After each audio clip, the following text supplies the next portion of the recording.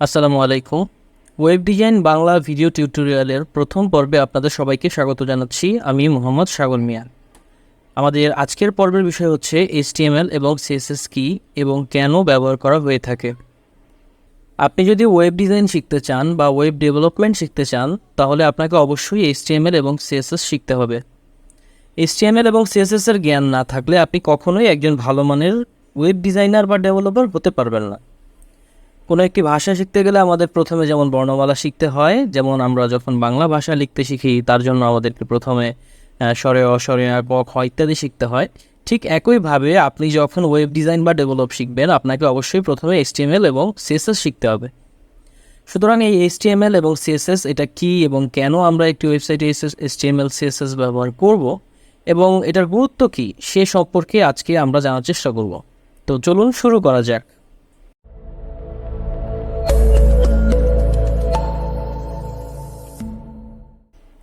HTML কথাটির পূর্ণ রূপ হচ্ছে হাইপার টেক্সট মার্কআপ ল্যাঙ্গুয়েজ।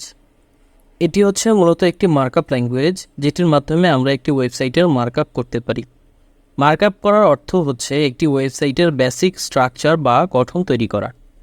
যেমন আমরা যখন কোনো কিছু তৈরি করি, যেমন মনে করুন আমরা যখন দেখি বিভিন্ন বাড়ি বা কনস্ট্রাকশন তৈরি করা হয়, তখন প্রথমেই সেটির একটি স্ট্রাকচার বা গঠন তৈরি করা হয়, বা বলা যায় একটা বেসমেন্ট তৈরি করা হয়। তো এই যে একটা স্ট্রাকচার তৈরি করা হয়, পিলার দেওয়া হয়, তারপরে ছাদ দেওয়া হয় ইত্যাদি বিষয়গুলো, ঠিক একইভাবে আপনি যখন একটি ওয়েবসাইট তৈরি করবেন, আপনাকে প্রথমে সেই ওয়েবসাইটের একটি মার্কআপ তৈরি করতে হবে। সুতরাং সেই স্ট্রাকচার বা গঠনটি তৈরি করবে এই HTML।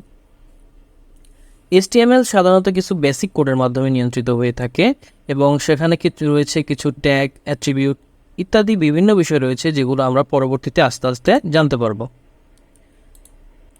তো আপনারা স্ক্রিনে একটি বেসিক HTML এর ছবি দেখতে পাচ্ছেন। এটি হচ্ছে খুবই বেসিক একটি HTML এর কোডিং এবং এটি দেখতে আপনাদের কাছে হয়তো খুবই জটিল মনে হতে পারে যারা এটি প্রথমবারের মতো দেখছেন, কিন্তু আমি আপনাকে নিশ্চয়তা দিচ্ছি এটি মোটেও জটিল কোনো কোডিং না।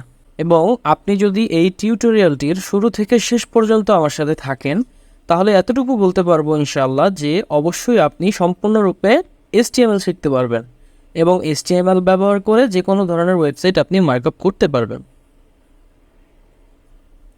এরপরে আসা যাক CSS এর ব্যাপারে। CSS হচ্ছে ক্যাসকেডিং স্টাইল শিটস।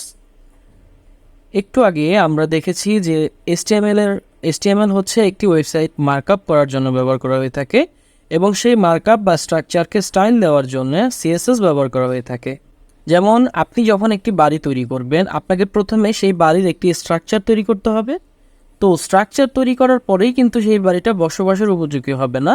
সেটাকে বসবাসের উপযোগী করার জন্য আপনাকে সেখানে দরজা জানালা লাগাতে হবে, ভিতরে বাইরে রং করতে হবে, ফ্যান বা এসি লাগাতে হবে।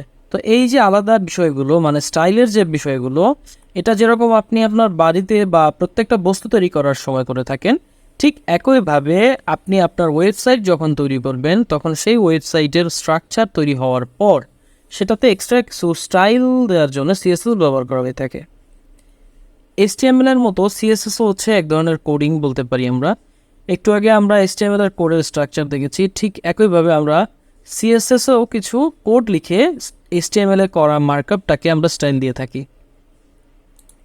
তো স্ক্রিনে দেখতে পাচ্ছেন যে আমরা CSS ছাড়া আমরা শুধু HTML এর মাধ্যমে কিছু কোডিং করেছি। এখানে এটা এলোমেলো হয়ে আছে, এটা ক্লিয়ার বোঝা যাচ্ছে না, এটা ভেঙে চুরে আছে। তো এটা হচ্ছে বেসিক HTML দিয়ে করা।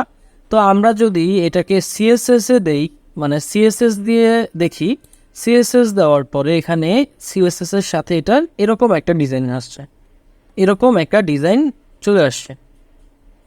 তো আমরা যদি দেখি উইদাউট CSS এরকম এবং উইথ CSS এরকম, মানে CSS হচ্ছে আপনি যে স্ট্রাকচার দিবেন HTML এর মাধ্যমে, CSS এর মাধ্যমে আপনি সেটা ডিজাইন করবেন।